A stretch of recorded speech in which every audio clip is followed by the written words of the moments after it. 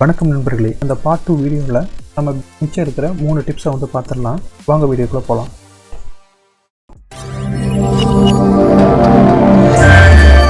Selection tips number 3. இந்த tips நம்ம என்ன பார்க்க போகிறோம்னா, ஒரு கிரேடியன்ட் செலெக்ஷனை யூஸ் பண்ணி எப்படி ஒரு இமேஜில் வந்து ஒரு கலரை இன்ட்ரடியூஸ் பண்ணுறது, ஒரு விக்னெட் எஃபெக்ட் எப்படி கொண்டு வரலாம்ன்றதை பார்க்க போகிறோம். இது கொஞ்சம் இன்ட்ரெஸ்டிங்காக இருக்கும், நீங்களே பாருங்கள். இது வந்து கிரேடியன்ட் செலெக்ஷனை சூஸ் பண்ண போகிறோம். ஃபஸ்ட்டு கிரேடியன்ட் நான் சூஸ் பண்ணிக்கிறேன். இமேஜ் லேயரில் இருக்குமா செக் பண்ணிக்கிறோம். இதில் வந்து குயிக் மாஸ்க் மூலியமாக தான் இப்போ நம்ம வந்து அப்ளை பண்ண போகிறோம், செலக்ட் பண்ண போகிறோம் இமேஜில். ஃபஸ்ட்டு வந்து இந்த குயிக் மாஸ்க்கு நம்மளோட கிரேடியன்ட் ப்ரொஃபைலை வந்து ஃபஸ்ட்டு க்ரியேட் பண்ணிக்கணும். மாஸ்க்கை பொறுத்த வரைக்கும் பிளாக் அண்ட் ஒயிட். ஸோ வந்து ஆல்ரெடி ஒரு பிளாக் அண்ட் ஒயிட் இருக்குது, இந்த லேயர்லேயே கொஞ்சம் மாடிஃபை பண்ணிக்கலாம். ஸோ கீழே இருக்கிறது வந்து பார்த்திங்கன்னா கலர்ஸ் ஆட் பண்ணுறது, எத்தனை கலர் ஒன்று ஆட் பண்ணிக்கலாம். மேலே இருக்கிறது வந்து ஒப்பாசிட்டி லெவலில் வந்து அட்ஜஸ்ட் பண்ணலாம். அப்படி இல்லாட்டினா அதோட லொக்கேஷன் வந்து மாற்றிக்கலாம். அந்த கலரோட ஒரு கலர் இன்னொரு கலரோட ட்ரான்ஸ்ஃபார்ம் ஆகிற லொக்கேஷனை மாற்றிக்கலாம். ஓகே, ஸோ கீழே வந்து நமக்கு தேவையான பிளாக் ஆல்ரெடி சூஸ் ஆகிருக்கு. இப்போ நமக்கு ஒரு கலர் போதும், ஒரு பிளாக்கில் இருந்தால் ட்ரான்ஸ்ஃபர் போக போகிறோம். ஸோ இது வந்து 100% இருக்க மட்டும் இதில் செக் பண்ணிக்கலாம். எண்டு கலர் தேவையில்லை, ஸோ நான் எடுத்துடுறேன். இதோட ஒப்பாசிட்டி வந்து 0 வைக்கிறேன். ஓகே, ஸோ நம்ம ப்ரொஃபைல் செட் பண்ணியாச்சு. இப்போ வந்து குயிக் மாஸ்க் மோடுக்கு மாற்றிடலாம். அப்போ தான் மல்டிபிள் செலக்ட் பண்ணுறதுக்கு ஈஸியாக இருக்கும். குயிக் மாஸ்க் மோடுக்கு இந்த பட்டனை கிளிக் பண்ணுங்கள். அப்படி இல்லாட்டினா Q ப்ரெஸ் பண்ணாலும் okay. Quick mask mode apply ஆச்சு. அந்த லேயரில் பார்த்தோம்னா தெரியும், அந்த கலர் வந்து பிங்க் கலரில் இருக்கும். ஓகே, நான் வந்து அப்ளை பண்ணுறேன்.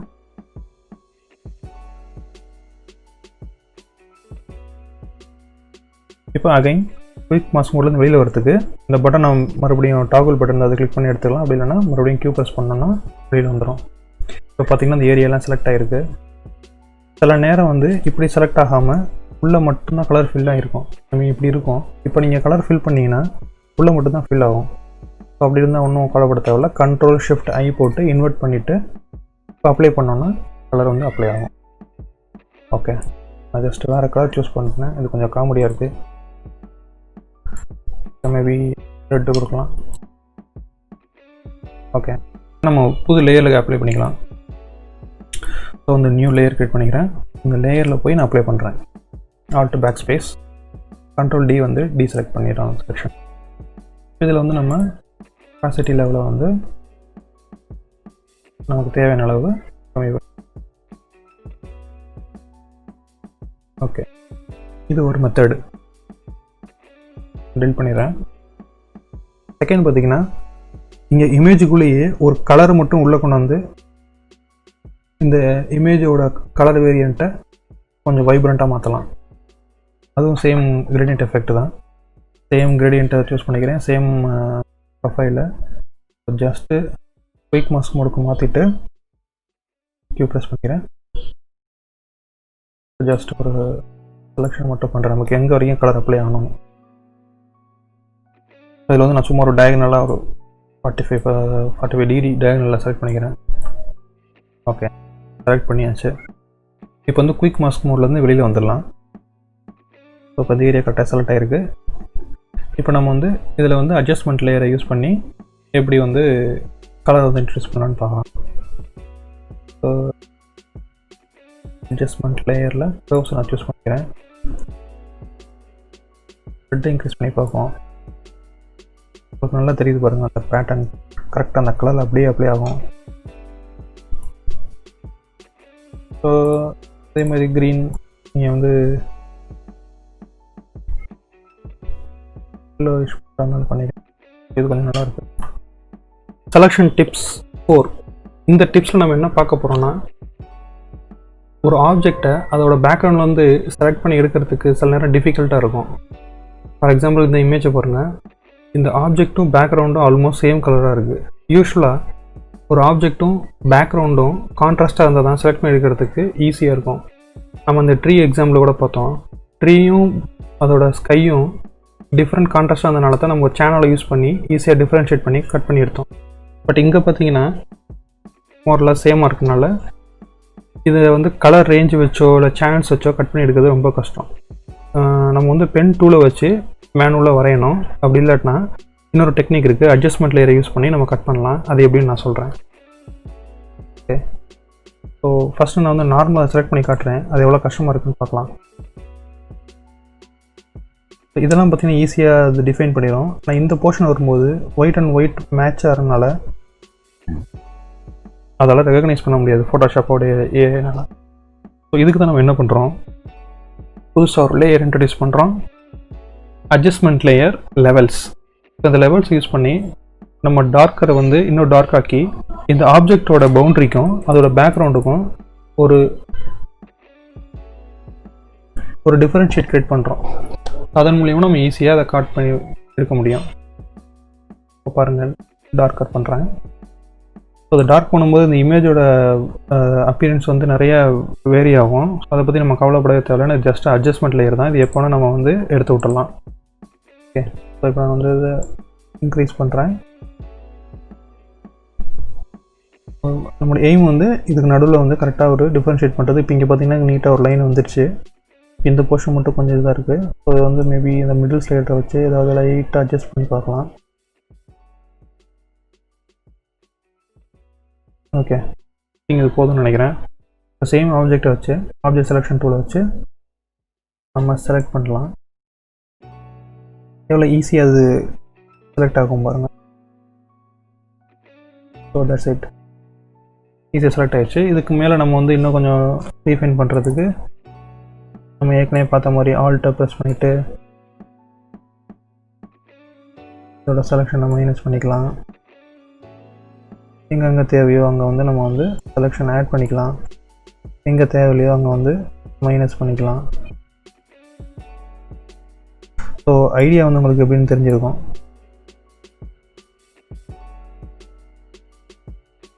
ஓகே,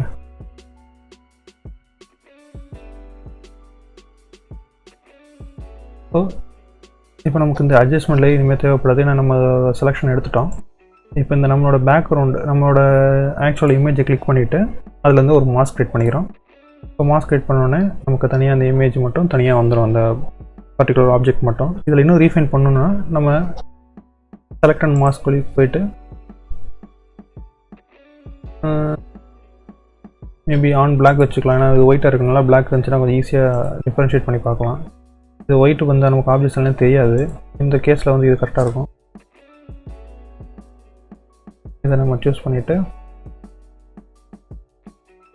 ஸோ இங்கே வந்து ரீஃபைன் பண்ணி பார்க்கலாம். இப்போ இந்த பிளேஸில் அந்த ஒயிட்டாக இருக்க பிளேஸ் பாருங்கள். இந்த ஒயிட்டாக இருக்க பிளேஸ்லாம் வந்து எடுக்கிறதுக்கு இந்த ரீஃபைன்ற ப்ரஷ் யூஸ் ஆகும். ஜஸ்ட் இதுக்கு மேலே அப்படிங்க வந்து இதை மட்டும் ட்ரா பண்ணி விட்டால் போதும். அதுவே அந்த பவுண்ட்ரி வந்து அதுவே டிஃபைன் பண்ணிவிட்டு ஆட்டோமேட்டிக்காக அதை கட் பண்ணி கொடுத்துரும். கொஞ்சம் ஒப்பாசிட்டி நம்ம ஜாஸ்தி பண்ணி பார்த்தோன்னா டிஃபரன்ஷியேட் இன்னும் கொஞ்சம் நல்லா தெரியும் டார்க் ஆகும்போது. அதில் பாருங்கள் எப்படி இருக்கு. ஜஸ்ட் அப்படியே அந்த பவுண்டரியில் மட்டும் ஒரு ட்ரா பண்ணி விடுங்க, அதுவே நீட்டாக எடுத்து கொடுத்துரும்.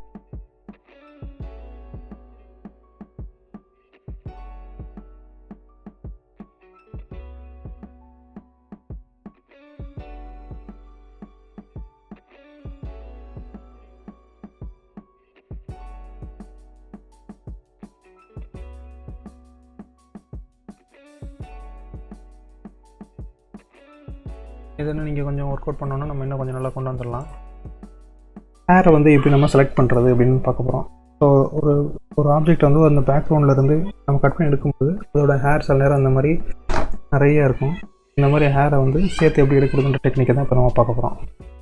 ஓகே, ஃபஸ்ட்டு வந்து இதை வந்து நம்ம கலர் ரேஞ்சை வச்சு செலக்ட் பண்ண போகிறோம். அதுக்கு முன்னாடி நம்மக்கிட்ட ஒரு பேக்ரவுண்ட் இருக்குது, அதை நம்ம கொடுத்துக்கலாம். இந்த பேக்ரவுண்டில் தான் வந்து இமேஜை வந்து பேஸ்ட் பண்ண போகிறோம். ஓகே, ஸோ கேர்ளோட இமேஜ் கிளிக் பண்ணிக்கிறேன். செலக்ட் கலர் ரேஞ்ச் போகிறேன். இதில் வந்து என்ன கலர் தேவையோ அதை ஜஸ்ட்டு கிளிக் பண்ணணும். அதுக்கு முன்னாடி ஃபஸினஸை ஃபுல்லாக 0 பண்ணிடுங்க. செலக்ட் ப்ரிவியூ நன் பண்ணிடலாம், தான் தெரியாது. ஸோ இப்போ வந்து எந்த கலரை கிளிக் பண்ணுறோமோ அந்த கலரோட ப்ளஸ்லாம் கிளிக் பண்ணும்போது அந்த கலர் ரிலேட்டடாக இருக்கிறது எல்லாமே ரைட்டே வரும்.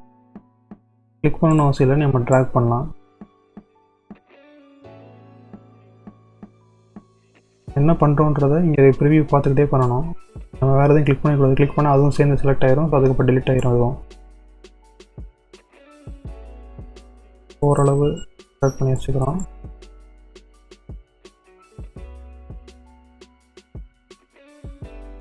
ஸோ இப்போ நம்ம வந்து பேக்ரவுண்ட் செலக்ட் பண்ணியிருக்கோம். ஆனால் நமக்கு தேவை வந்து இந்த முடியில் தான் நம்ம நிறைய ஒர்க் இருக்குது, இதுக்குள்ளே இருக்கலாம் எடுக்கிறதுனால. ஸோ அதனால் இப்போ பேக்ரவுண்டை செலக்ட் பண்ணதை அப்படியே ரிவர்ட் பண்ணுறோம். ஸோ அதை ரிவர்ட் பண்ணோன்னா ஒயிட்டு தான் வந்து ஃபில் பண்ணியிருக்குது. ஸோ இப்போ வந்து ஆப்ஜெக்ட் வந்து ஃபில் ஆகிருக்கு, பேக்ரவுண்ட்லாம் செலக்ட் ஆகாமல் ஆப்ஜெக்ட் செலக்ட் ஆன மாதிரி இப்போ நம்ம எடுத்துருக்கோம்.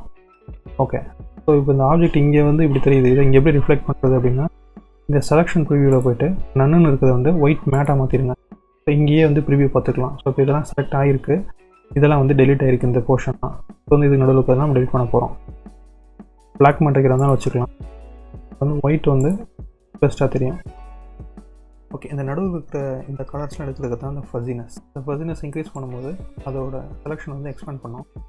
நம்ம இன்க்ரீஸ் பண்ணும்போது இந்த கேர்ளோட ஃபேஸில் இருக்கிறது, அந்த ஸ்கின் எல்லாமே மாறும். பட் அதை பற்றி கவலைப்படாதீங்க, நீங்கள் வந்து இந்த ஹேரில் மட்டுமே கான்சன்ட்ரேட் பண்ணுங்கள். முடிஞ்ச வரைக்கும் அந்த ஹேர் எல்லாம் அதே மாதிரி ரொம்ப தின்னாக இருக்க ஹேர்லாம் வந்து டிஸப்பியர் ஆகிடும். அந்த மாதிரி இல்லாமையும் கரெக்டாக ஓரளவு கரெக்டாக இருக்க மாதிரி எடுத்து செலக்ட் பண்ணி முடிஞ்சதும் ஓகே கொடுத்துட்றோம். ஸோ இப்போ வந்து நமக்கு இமேஜ் வந்து ரெடி ஆகிடுச்சு. இதை வந்து கிளிப்பிங் மாஸ்க் போட்டுறோம் ஃபஸ்ட்டு. இப்போ நம்ம இதில் தான் ஒர்க் பண்ண போகிறோம். ஃபுல்லாக கிளிப்பிங் மாஸ்கில் அந்த கிளிப்பிங் மாஸ்க் அந்த மாஸ்க் லேயர் வந்து ஓப்பன் பண்ணுறதுக்கு ஆல்ட்டை ப்ரெஸ் பண்ணிவிட்டு அந்த மாஸ்க்கை கிளிக் பண்ணி அதோட லேயருக்கு ஓப்பன் ஆகிடும். ஸோ இதில் வந்து பழைய மெத்தட் படி ப்ரஷ்ஷை வந்து ஓவர்லேயில் வச்சுட்டு ஒயிட்டு மேலே ஃபுல்லாக அப்ளை பண்ணுறோம். ப்ரஷ் எடுத்துக்கலாம், அப்படின்னா கொஞ்சம் ஈஸியாக முடிஞ்சிடும்.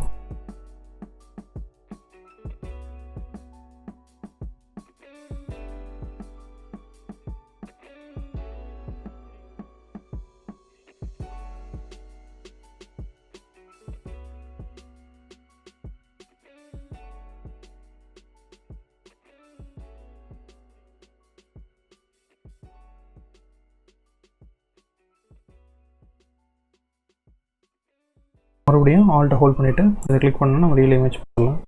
அதிலே பாருங்கள் 90% நமக்கு வந்து இமேஜ் ரெடி ஆகிடுச்சு.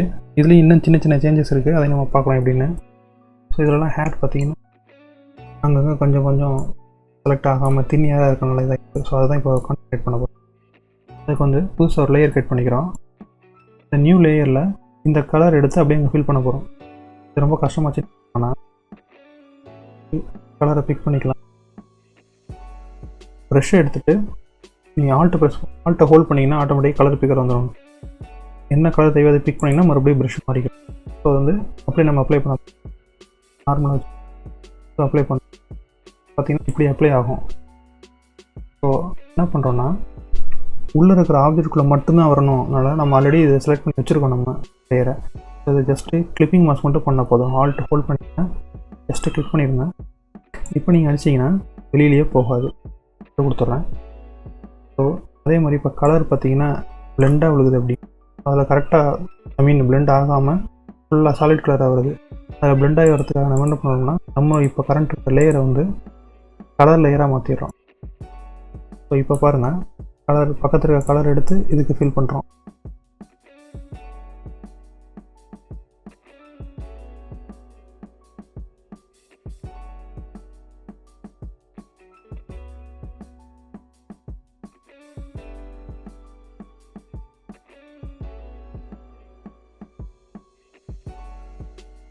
இதில் இன்னும் நீங்கள் கலரை கொஞ்சம் ஸ்ப்ரெட் பண்ணணும், ரொம்ப தின்னாக இருக்குது அப்படின்னா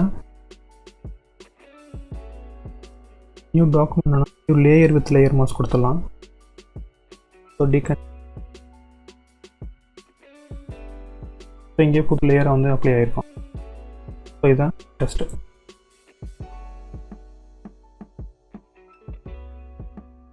இந்த இமேஜ் உங்களுக்கு கரெக்டாக இருக்குன்னா இதையும் வச்சு. ஓகே நண்பர்களே, இப்போ நம்ம பார்த்த இந்த 5 செலெக்ஷன் டிப்ஸும் உங்களுக்கு கண்டிப்பாக உபயோகமாக இருக்கும்னு நான் நம்புகிறேன். இதே மாதிரி இன்னொரு முக்கியமான வீடியோவோட உங்களை நான் திரும்ப சந்திக்கிறேன். கற்போம் கற்பிப்போம். நன்றி, வணக்கம்.